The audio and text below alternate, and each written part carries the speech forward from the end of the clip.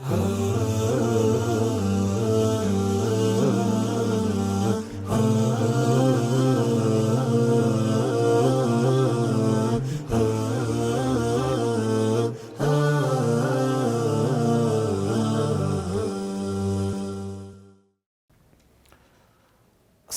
അലൈക്കും വറഹ്മത്തുള്ളാഹി വബറകാതുഹു. അൽഹംദുലില്ലാഹ് വസ്സലാത്തു വസ്സലാമു അലാ റസൂലില്ലാഹ് വഅലാ ആലിഹി വസഹ്ബിഹി വമൻ തബിഅഹും ബിഇഹ്സാനിൻ ഇലാ യൗമിദ്ദീൻ. സ്നേഹമുള്ള സഹോദരങ്ങളെ, സഹോദരിമാരെ, മുസ്ലിം ഉമ്മത്തിന് അല്ലാഹു സുബ്ഹാനഹു വ തആല നൽകിയ രണ്ട് ആഘോഷങ്ങളാണ്. ഒന്ന് ഈദുൽ ഫിത്തറും മറ്റൊന്ന് ഈദുൽ അദ്ഹയും. ആ രണ്ട് ദിവസങ്ങളിൽ ആഘോഷിക്കാനും സന്തോഷിക്കാനും അതോടൊപ്പം തന്നെ അനുവദനീയമായ വിനോദങ്ങളിൽ ഏർപ്പെടാനും ഇസ്ലാം അനുവാദം നൽകുന്നുണ്ട്.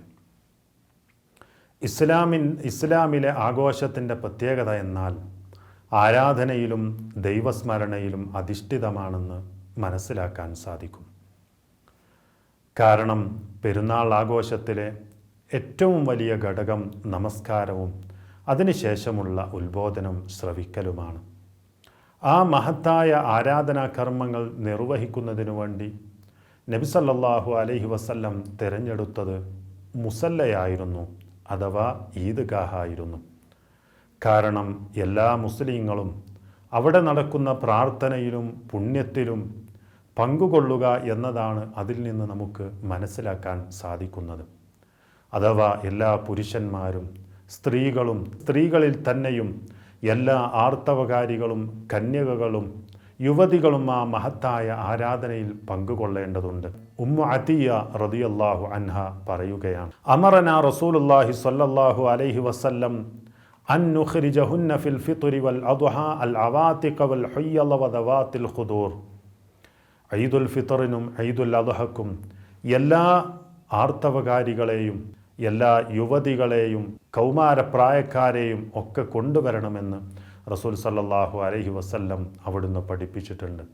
എന്നാൽ ഫഅമ്മൽ ഹുയ്യദു, ഹൈദുള്ളവർ ആർത്തവകാരികളായിട്ടുള്ള സ്ത്രീകൾ, ഫയഅ്തസിൽന സ്വലാ, നമസ്കാരത്തിൽ നിന്ന് അവർ മാറി നിൽക്കട്ടെ, വയഷ്ഹദിനൽ ഖൈറ വദഅവതൽ മുസ്ലിമീൻ, മുസ്ലിമീങ്ങളുടെ പ്രാർത്ഥനകളിലും എല്ലാ നന്മയിലും പുണ്യത്തിലും അവർ പങ്കുകൊള്ളട്ടെ എന്ന് റസൂൽ സല്ലല്ലാഹു അലൈഹി വസല്ലം അവിടുന്ന് പഠിപ്പിച്ചു.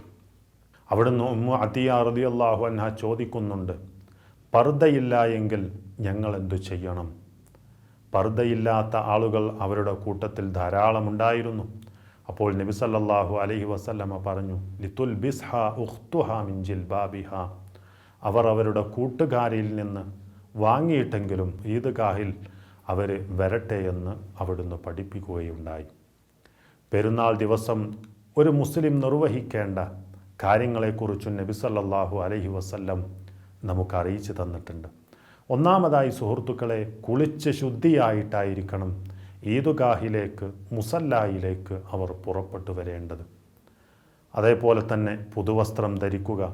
ഇനി ഒരാളുടെ അടുക്കൽ പുതുവസ്ത്രം ഇല്ലെങ്കിൽ ഉള്ളതിൽ ഏറ്റവും നല്ല വസ്ത്രം ധരിച്ചുകൊണ്ടായിരിക്കണം ആ മഹത്തായ ആഘോഷ ദിനത്തിൽ അവൻ പങ്കെടുക്കേണ്ടത്.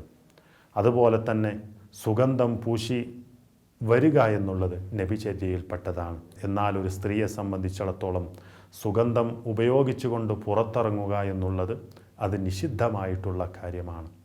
അതേപോലെ തന്നെ ഈദുൽ ഫിത്തറാണെങ്കിൽ എന്തെങ്കിലുമൊക്കെ ഭക്ഷിച്ചുകൊണ്ടാണ് നബി സല്ലല്ലാഹു അലൈഹി വസല്ലം ഈദ്ഗാഹിലേക്ക് വന്നിരുന്നത്. എന്നാൽ ഈദുൽ അദ്ഹയാണെങ്കിൽ ഒന്നും ഭക്ഷിക്കാതെ പോകലാണ് സുന്നത്ത്.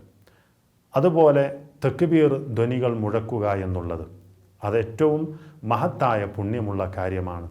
ഈദുൽ ഫിത്തറാണെങ്കിൽ ശവ്വാൽ 1 രാവ് മുതൽ, അഥവാ റമളാനിലെ അവസാനത്തെ നോമ്പ് പൂർത്തിയായത് മുതൽ ഇമാം നമസ്കാരത്തിലേക്ക് വരുന്നതുവരെ തക്ബീർ ചൊല്ലൽ സ്വഹാബത്തിൻ്റെ പതിവായിരുന്നു. എന്നാൽ ഈദുൽ അദ്ഹയാണെങ്കിൽ ദുൽഹജ്ജ് 9 അഥവാ അറഫ ദിനം മുതൽ ദുൽഹജ്ജ് 13 വരെ, അഥവാ അയ്യാമുത്ത് തശ്രീഖിൻ്റെ 3 ദിവസങ്ങളിലെ അവസാന ദിനത്തിലെ അസർ വരെയാണ് തക്ബീർ ചൊല്ലേണ്ടത് എന്ന് ഹദീസുകളിൽ നിന്ന് നമുക്ക് വളരെ വ്യക്തമായിട്ട് കാണാൻ സാധിക്കും. അതുപോലെ ആശംസകൾ കൈമാറുക, ഇതും സഹാബത്തിൻ്റെ ഒരു പതിവായിരുന്നു. അവിടുന്ന് ആശംസകൾ കൈമാറുമ്പോൾ അവർ പറയും തഖബ്ബലല്ലാഹു മിന്നാ വമിൻകും. അതൊരു ആശംസക്ക് പുറമെ ഒരു പ്രാർത്ഥന കൂടി ആണ് എന്നുള്ളത് നമ്മൾ മനസ്സിലാക്കണം. അതുപോലെ തന്നെ മുസല്ലായിലേക്ക് വരുമ്പോൾ ഒരു വഴിയും, അതേപോലെ തന്നെ തിരിച്ചു പോകുമ്പോൾ മറ്റൊരു വഴിയുമായിരുന്നു നബി സല്ലല്ലാഹു അലൈഹി വസല്ലം സ്വീകരിച്ചിരുന്നത് എന്നുള്ളതും നമ്മൾ മനസ്സിലാക്കണം. ഏതായിരുന്നാലും പെരുന്നാൾ ദിനവുമായി ബന്ധപ്പെട്ട് ഒരു മുസ്ലിം മനസ്സിലാക്കേണ്ട, പ്രധാനമായും മനസ്സിലാക്കേണ്ട വളരെ ചുരുങ്ങിയ കാര്യങ്ങളാണ് നാം മനസ്സിലാക്കിയത്. അല്ലാഹു സുബ്ഹാനഹു വ തആല നമ്മെ എല്ലാവരെയും അല്ലാഹു സുബ്ഹാനഹു വ തആല നമ്മെ അനുഗ്രഹിക്കുമാറാവട്ടെ. അല്ലാഹു സുബ്ഹാനഹു വ തആല പഠിപ്പിച്ചു തന്ന സൽക്കർമ്മങ്ങൾ, അല്ലാഹുവിൻ്റെ റസൂൽ സല്ലല്ലാഹു അലൈഹി വസല്ലം ദിനചര്യയായി നമുക്ക് പഠിപ്പിച്ചു തന്ന ആ സൽക്കർമ്മങ്ങൾ ജീവിതത്തിൽ നാം പ്രാവർത്തികമാക്കുക. അല്ലാഹു നമ്മെ അനുഗ്രഹിക്കുമാറാവട്ടെ. വസല്ലല്ലാഹു വസല്ലമ അലാ റസൂലില്ലാഹ് വഅലാ ആലിഹി വസഹ്ബിഹി അജ്മഈൻ.